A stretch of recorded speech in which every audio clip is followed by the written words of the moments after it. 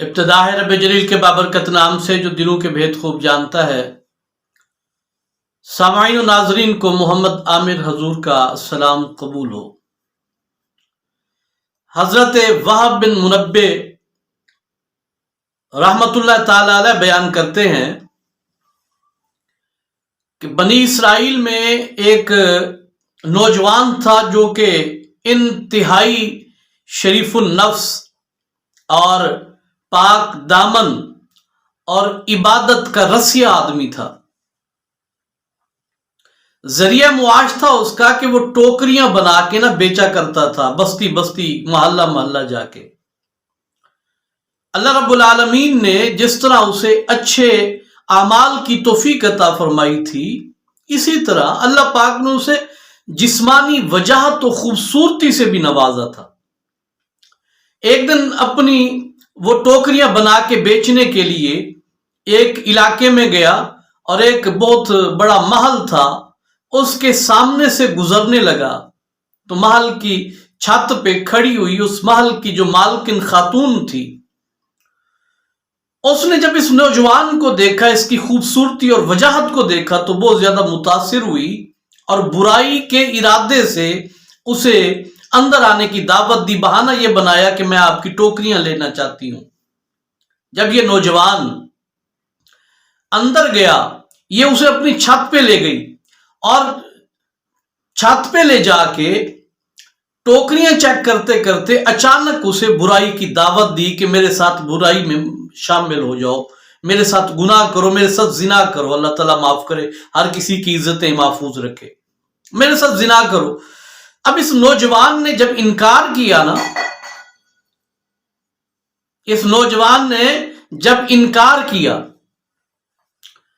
تو اس خاتون نے کہا کہ تم مجھے جانتے نہیں ہو، میں ایک سردار کی بیوی ہوں، اور اگر تم نے میری خواہش کو پورا نہ کیا تو میں تمہارے اوپر یہ الزام لگا دوں گی کہ یہ میرے ساتھ زور زبردستی کر رہا تھا۔ تمہارے پاس اس کے علاوہ اور کوئی چارہ نہیں ہے کہ تم میری اس خواہش کو پورا کرو، اگر نہیں تو پھر تمہاری جان بھی جا سکتی ہے۔ جب اس نوجوان نے اس عورت کے اس عین فتنے کو دیکھا کہ یہ عورت فتنے میں مجھے مبتلا کرے گی اور مجھے گناہ میں مبتلا کرے گی، تھوڑی دیر سوچنے کے بعد اس نوجوان نے اس خاتون کو کہا کہ اس طرح کرو کہ مجھے تھوڑی اجازت دو کہ میں منہ ہاتھ دھو لوں اور اس کے بعد دیکھتے ہیں کہ کیا کرنا ہے۔ وہ عورت پانی لینے کے بہانے جب نیچے گئی نا تو حضرت وہب بن منبع فرماتے ہیں کہ اس نوجوان نے اللہ رب العالمین کو مخاطب کرتے ہوئے عرض کی، الہ العالمین، تجھے گناہ کر کے تجھے ناراض کرنے سے بہتر یہ ہے کہ میں اپنی جان تیرے حوالے کر دوں۔ بس یہ جملہ بولا اور اس محل کی چھت سے نیچے چھلانگ لگا دی۔ دیکھیں، ہم روزانہ اپنی زندگیوں کا اگر مطالعہ کریں تو ہم گناہ بطور فیشن کرتے ہیں، لوگوں کو دکھاوے کے لیے گناہ کر کے لوگوں کے دلوں میں جناب، لوگوں کے سامنے اپنی شوخی اور اس طرح کے لیے کہ جناب لوگ کہیں گے یہ بڑا بھی اتنا بہادر ہے، یہ کرتا ہے، وہ کرتا ہے، یعنی ہم گناہ بطور دکھاوا بطور فیشن کرتے ہیں۔ لیکن کیا کمال وہ نوجوان تھا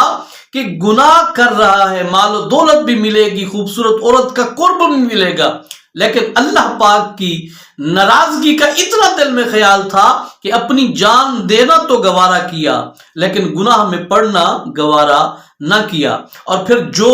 اتنا اللہ پاک سے محبت کریں اور گناہ سے اتنی نفرت کریں، پھر اللہ پاک اس بندے سے بہت زیادہ محبت کرتے ہیں۔ جب اس نے نیچے چھلانگ لگائی نا تو اللہ رب العالمین نے جناب حضرت سیدنا جبریل امین کو حکم دیا کہ جبریل جاؤ، یہ بندہ میری محبت میں اپنی جان ختم کر رہا ہے، تم اسے جا کے اپنے پروں پہ اٹھا لو، اسے جا کے اپنے پروں پہ اٹھا لو۔ تو حضرت جناب جبریل آئے، اسے جا کے پکڑ کے نیچے اتار دیا اور اسے کچھ بھی تکلیف نہ ہوئی۔ پھر حضرت سیدنا جبریل امین نے اسے ایک سونے کی تھیلی دی جس میں سونے کے سکے تھے، پوری ایک تھیلی تھی جو اسے دی، اور یہ کہا کہ تم اسے لے کے کوئی بھی کاروبار کرو، اللہ پاک اس میں برکت ڈالیں گے۔ لیکن کیا کمال کا جملہ ہے اس نوجوان کا، جناب جبریل کی خدمت میں وہ نوجوان عرض کرتا ہے کہ اے سیدنا جبریل، اللہ پاک سے پوچھ کے بتاؤ کہ اگر تو یہ جو میں نے گناہ سے اپنے آپ کو بچایا ہے، اگر اس کے ثواب کے طور پہ مجھے بدلے میں یہ پیسے، یہ سونے کے سکے مل رہے ہیں، تو پھر یہ مجھے گوارا نہیں، یہ مجھے قبول نہیں، کیونکہ میں نے یہ گناہ سے اپنے آپ کو جو بچایا ہے، یہ میں نے اللہ کی محبت کے لیے کیا ہے، اس کے بدلے میں اور اس کے عوض میں کوئی بھی چیز قبول نہیں کروں گا۔ جب یہ بات جناب جبریل نے بارگاہ خداوندی میں عرض کی تو اللہ پاک نے فرمایا کہ میرے بندے سے جا کے کہہ دو کہ جو اپنے عمل کے ذریعے مجھے راضی کرتا ہے نا، تو پھر میں اسے اسی طرح راضی کرتا ہوں۔ پہلے تم یہ بنا کے ٹوکریاں در در بھٹکا کرتے تھے، اب ان سونے کے سکوں کے ساتھ کاروبار کرو گے، پہلے تم گدا تھے، اب میں تمہیں شہنشاہ بنا دوں گا۔ اور پھر اللہ پاک نے اسے مال و دولت کی ریل پہ عطا فرما دی۔ تو پیارے دوستو، اس واقعے کو سمجھنے کی کوشش کریں، اور اس واقعے کو میں بھی اور آپ سب دوست بھی اپنے لیے مشعل راہ بنائیں کہ ہمارے دل میں بھی یہ محبت اور شوق اور جذبہ پیدا ہو جائے کہ جناب ہماری جان جاتی ہے تو چلی جائے، لیکن گناہ کر کے ہم اپنے مالک کو ناراض کسی بھی صورت میں نہیں کر سکتے۔ امید ہے یہ واقعہ بہت سارے دوستوں کے لیے اصلاح کا سبب بنے گا۔ مجھے اجازت دیجیے، اپنا ڈھیر سارا خیال رکھیے گا۔ بہت جلدی انشاءاللہ نئے ایک واقعے اور نئے موضوع کے ساتھ ملیں گے، تب تک کے لیے اپنا ڈھیر سارا خیال رکھیے گا۔ السلام علیکم ورحمۃ اللہ وبرکاتہ۔